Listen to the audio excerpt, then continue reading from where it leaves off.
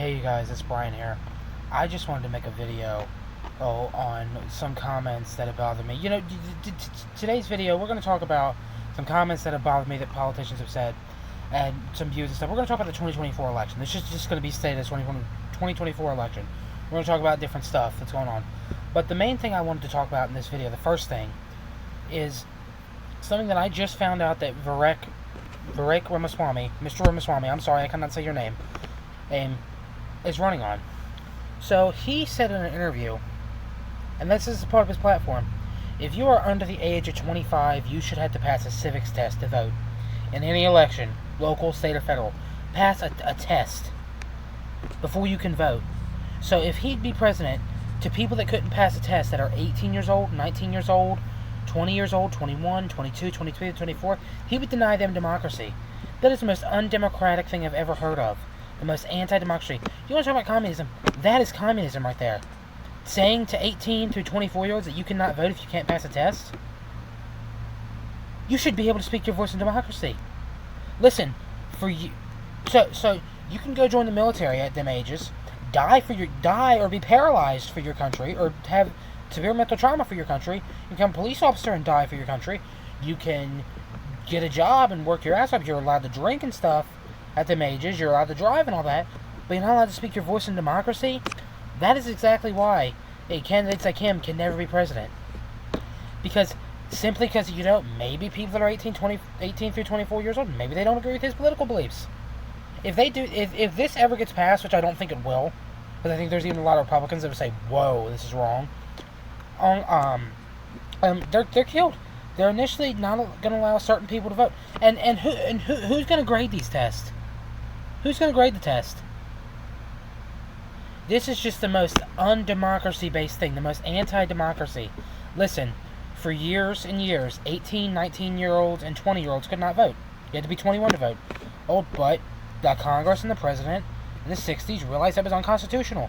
So what did they do? They changed the law. And they're going to put... Ramaswamy wants to put this back in place. You are a scumbag, mister. You're a scumbag. I mean, you're not even qualified to be president. I mean, what experience... When have you, Mr. Ramaswamy, when have you ever been held accountable? When have you ever had to, get schools reopened when a pandemic hit or a snowstorm hit? When have you ever been reliable for that? When have you ever been in the position and to where you had to get snowplows plowing roads and stuff? When have you ever been in a position to lead during a war or something, or during a crisis? When have you ever done that? You have no experience. That's one of the reasons why, Donald Trump's his own ego, but why he failed, because he had no experience. Listen, I'm all for if you're an outsider running for city council or mayor or governor, or even senate, but president of the United States, you need to have something politically knowledge, and you don't know crap. You are a scumbag. To say that you're not going to allow people, so if I don't pass your little test, I can't vote? I'm not going to be allowed to vote? They're going to deny me democracy? You are the most unfreedom, and you say that, I'm all about freedom. That's not freedom. That's the federal government saying, pass this test. You don't pass this test, you can't vote. To benefit yourself politically. Because, let's be real. I don't count nobody out of the White House. That's why, because I'm all for third parties. Look at Donald Trump's victory. Look at Barack Obama's victory. Look at all that. So I don't count no one out. But to run on these radical views, this far, far right view, you're crazy. And also another crazy thing he's running on, he wants to get rid of the FBI. Alright, certainly we should not be funding as much money to the FBI. I can totally agree with that. We should not have as many FBI employees as we have. I also agree that the FBI needs reformed. But he's running to simply defund the FBI. I'll tell you why. To please Donald Trump and Donald Trump's supporters. I don't like saying to people, counting people out, but I really think Ramaswamy, I think he's a scumbag, and I think he needs to get out of this race. Because you are anti-democracy. You're anti-freedom, saying that if an 18 through 24-year-old cannot pass a test, they cannot vote. That is ridiculous. And it's the most politically motivated thing I've ever heard of. That's worse than Joe Biden trying to mandate vaccines for all citizens. That's worse than that. I mean, listen, both parties are equal for this. It's like anti-democracy stuff and anti-freedom stuff, but this is the worst thing I've ever heard. And I don't like Ron DeSantis in any way, shape, or form. Do I not like Ron DeSantis? But at least Ron DeSantis isn't going around saying, I'm going to get rid of the FBI. I'm going to make 18 to 24-year-olds take a test before they can vote. At least he's not saying that. Listen, I'm not supporting Ron DeSantis. I don't like Ron DeSantis. I don't like Donald Trump either. But at least they're not going around saying that. At least Joe Biden's not going around saying that. So, Varek Ramaswamy, however the hell you say your name, you are a scumbag and you are anti-freedom. And I wish so bad you get the Republican nomination. I hope you do.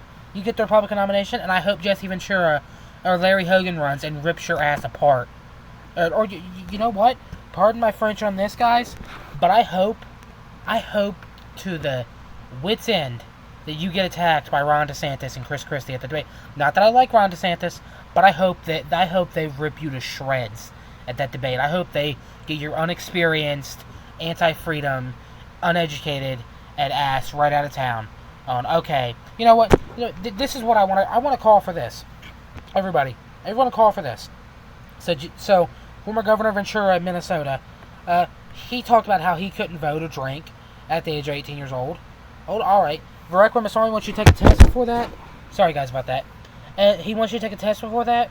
Why don't Mr. Ramaswamy and Jesse Ventura go have a debate? Why don't they have a debate and let him get eaten alive? You won't answer the questions. You want to control 18 to 24-year-olds. You don't want certain ones to vote simply because they might not hurt you. I guarantee the test is going to be like, are you pro-life? Are you pro-gun? It's going to make you ask questions like that. You don't believe that. You're moderate or you're liberal, whatever. You're not going to be allowed to vote if you're in their mages. His attack because he cannot win naturally because his views are radical. I'm sorry, guys, I ranted so much about that, but just figured I'd put that out there. Please do not let Varek Ramaswamy fool you. His views are radical. He has no experience for the job. Please. We made the mistake once with Donald Trump. Don't let him make a mistake again with someone who's even more radical like Varek Ramaswamy. Yeah, I'm sorry, guys. It had me ranting so long about that. All right, next thing about 2024 is Mr. Christie is being ruthless. He continues to be ruthless.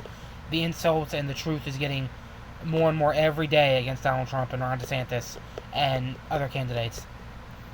He's gone up in New Hampshire, or he's taking down Donald Trump and DeSantis in New Hampshire, and he's preventing Varek Ramaswamy and Nikki Haley from ever rising in the polls there. So Chris Christie is now at 12%. He is tied in second place with Ron DeSantis. They are both tied for second place at 12%. When Christie entered this race, he was below 1%. And DeSantis was like at 18%. Trump was in the 40s. Now the new poll has Donald Trump at 33%, and Ron DeSantis and him tied for second place at 12%. And Varek Ramaswamy was getting a little beginning there. He went from like 3 to 5%. He's now back down to 2% there. So Chris Christie, keep it up. He's really dominating there. And I want to say this. I think at the end of the day, I think Chris Christie's going to win New Hampshire. I do. I think after this is all over with, I think Chris Christie won in New Hampshire. I don't know about the Republican nomination or any other states, but New Hampshire, I do believe that after these 6 months are up, Chris Christie's going to be the front runner, and he's going to end up pulling out a win in New Hampshire. Might be narrow, but I do believe he's going to pull out a win. So another topic that's talking about in 2024, RFK did an interview. He's basically asked, why do so many Trump supporters want you to be Donald Trump's running mate? Why did Ron DeSantis say that he'd have you work in his cabinet? Why is there a MAGA supporter running your campaign? And he basically said it's because he's appealing to people. He's not just appealing to Democrats, he's appealing to Republicans too, because he's a moderate. And I like him. I wish he had stood up in 2020 and said something about the way the party was going. There are some things like the conspiracy theories about the vaccines and the internet routers, or that he said about like internet routers cause cancer and stuff. I don't like that. But he's certainly more intelligent than Joe Biden. He's certainly more with it. He's certainly more of a Democrat than Joe Biden is. So yeah, we'll see where he is. He's still struggling pretty bad. Joe Biden has a pretty significant lead over him and Marianne Williamson. We'll see where they go. The biggest thing probably in the news is no labels is starting to trend again. Democrats and Republicans are scared. I heard one person say there was a lower Republican candidate. I forget his name. What's his name? Asa Hutchinson. Asa Hutchinson said that if the no labels goes through with this thing and they run a candidate, or if Cornel West gets anywhere, it will basically assure Joe Biden's being reelected. So now you have a Republican saying it's going to spoil it for the Republicans, and then on the other side you have all these Democrats saying it's going to spoil it for the Democrats. At Cornel West and no labels, Joe Manchin is going to do that. I think it's going to spoil it for both, because I think if they're going to do both, I think they're going to do better than the Democrat and the Republican, especially if it's Trump and Biden, or even worse. You know what? I think that. Dude, I've never said this, The only candidate that I said is probably the worst in the race is Nikki Haley. Well, I think Vivek Ramaswamy's probably now holds that role. Is the worst in the race for the Republican primary. So I think he gets a nomination. Donald Trump should rise in a debate because this guy is just, he's terrible. And I hate to keep bringing him up, but they nominate him. That you talk about Trump killing the party, which Trump initially will. The party's done with Vivek Ramaswamy. They are done. And so yeah, there no labels is coming up. You know, the poll went up again, only by a point, but it's still going up. It's now, if it was to be a rematch between Donald Trump and Joe Biden, 65% of Americans have said they would be open to a third party. So let's flash back. This poll was first done 2 months ago, and not even a month and a half ago it was done, and 49% of Americans said they'd be open to supporting a third party. It shot up to 59% and a couple weeks ago. Then it was 64% probably about 2 weeks ago, and now it's 65%, so it continues to go up. I mean, we can end up being in a position, if it's Trump and Biden, to where 80% of Americans, if not even more, say they'd be open to supporting a third party, and maybe would. Because Donald Trump and Joe Biden, they keep killing themselves politically. They continue to be terrible candidates, terrible people, and they go more radical. And more and more people are seeing that. Actually, Senator Lisa Murkowski, much respect to her, she said that if it's Donald Trump and Joe Biden, she knows exactly who she'd vote for. She'd vote for Joe Manchin if he'd run and against her, or Larry Hogan. She'd vote for that third party because she knows that they're bad news.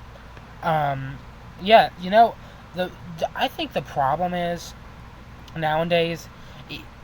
I mean, you know, Chris Christie and RFK are talking about this, and Marianne Williamson on the Democratic side, even Asa Hutchinson a little bit, are talking about this, about issues and stuff, but all these two parties want to do, whether it be on a presidential level, governor, or whatever, is culture war issues. CRT, abortion, gender, race, stuff that, like culture war stuff, social issues. They don't want to talk about real issues like healthcare, education, taxes so high, inflation, climate change, the debt, our world stance, like real issues. The homeless crisis. They don't want to talk about this. All they want to talk about is culture war issues like gender, like race, like CRT, stuff like that. Just culture war issues. That's all these parties want to do. You know, I used to say that's why I didn't like the Democrats, because Democrats do that. The Republicans do it just as bad as the Democrats do, if not even worse now. I mean, that's, I think, going to be a big appeal for a third party, because let's just say you want a third party candidate. I don't know who that candidate is just yet, but let's say they're moderate. They have views on both sides of the aisle. Let's say they're fiscally conservative, and socially liberal.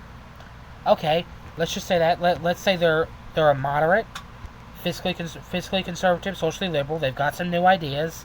They're anti-woke. They're also anti-MAGA. They're sort of progressive and they're not progressive. They're sort of old school Democrat. All that. They can get a lot of votes. They can win. I'm telling you. I tell you now. Just even sure, if you're out there listening, and anybody out there listening, you could do it. I think Larry Hogan and Joe Manchin are very capable of doing this, but they can win. To anybody that's wanting to run as a third party, do it. Do it, because you could make historic. I mean, when you have 65% of Americans saying that they'd be open to supporting a third party can win. You have candidates qualifying for the debate stage, like Ventura and Joe Manchin. It can win. You know, this is now. You know, if this was our election season right now, I think a third party would be doing well. If this was like 2024 right now, I think they would definitely be getting on the debate stage and definitely probably winning the election. I do think that, or deadlocking it. This is now. You know, I'm not saying this is going to be the same thing, because we could get to the point next summer, the end of next summer, when it's mid to late August like it is now, and only maybe 10% would be open to supporting a third party of Americans. It could have gone down tremendously, even if it's Trump and Biden. I mean, I doubt it. I think if it's Trump and Biden, or radical candidates like Vivek Ramaswamy or Gavin Newsom would run, I think it only goes up. I don't think it goes down. But yeah, I don't see it going down. I think it's going to only go up. But who knows? I mean, it could only be, by the time September rolls around, or even November, it could only be 3 or 4% saying to be able to supporting a third party. So, I mean, as of right now, if this was 2024, right now, and there was a third party running, the third party candidate, I think, would probably be destroying the other two candidates in the polls and in the debate, and would definitely be qualifying for the debates and stuff. But, I mean, we're just going to have to see. I think it goes up. I think probably if it's Trump and Biden, I think you'll probably have somewhere between 75 and 80%, maybe even 85% saying to be open to supporting a third party. I think the third party candidate will probably come in third, and eventually work their way up to first and then win the election. But yeah, we're not to see. It's really like, I can give you 3 examples. Jesse Ventura's win in Minnesota. He defeated a Democrat and Republican. Lincoln Chafee's win in Rhode Island. He defeated a Democrat and Republican. Bernie Sanders, even though he's not acting like an independent, he's been a Democrat, far-left Democrat, but he's defeated many Democrats and Republicans at the same time. Another situation is Lisa Murkowski in Alaska. Yes, she's a Republican and all that, and a moderate Republican, but she ran a write-in campaign back in 2010 against a Democrat and a Republican and won. So, I mean, these are examples that third parties can win. So, yeah, third-party candidates can definitely win. And I just want to say this. There's big talks on the Republican side and the Democratic side about replacing Trump and Biden with... I'll start with Trump. Replacing Trump with either Ron DeSantis or Vivek Ramaswamy, younger, better-looking candidates, or on the Democratic side, replacing Joe Biden with Gavin Newsom or Gretchen Whitmer. I can't say her name either. I just want to give you guys a warning.